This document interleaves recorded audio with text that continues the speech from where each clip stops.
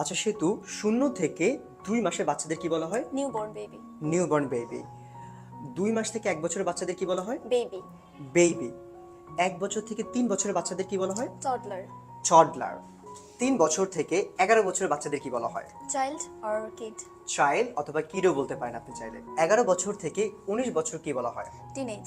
Teenage. যারা 11 বছর থেকে 19 বছর তাদেরকে টিনেজ বলা হয়। 19 থেকে 25 বছরদের কি বলা হয়? Young adult or youngster. Youngster. যারা 19 থেকে 25 বছর তাদেরকে আমরা বলবো ইয়াং অ্যাডাল্ট অথবা ইয়াংস্টার, কারণ 25 বছর 19 বছর এরা কিন্তু অনেক ইয়াং থাকে, যারা বলা হয় ইয়াংস্টার অথবা ইয়াং অ্যাডাল্ট। 25 থেকে 65 বছর যারা তাদের কি বলা হয়? অ্যাডাল্ট। অ্যাডাল্ট বলা হয়।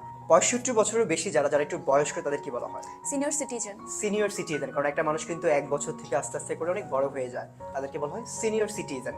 এখন আপনি কোন পজিশনে রয়েছেন বা আপনার বয়স কত সেটা আমাকে কমেন্টে লিখে জানাবেন।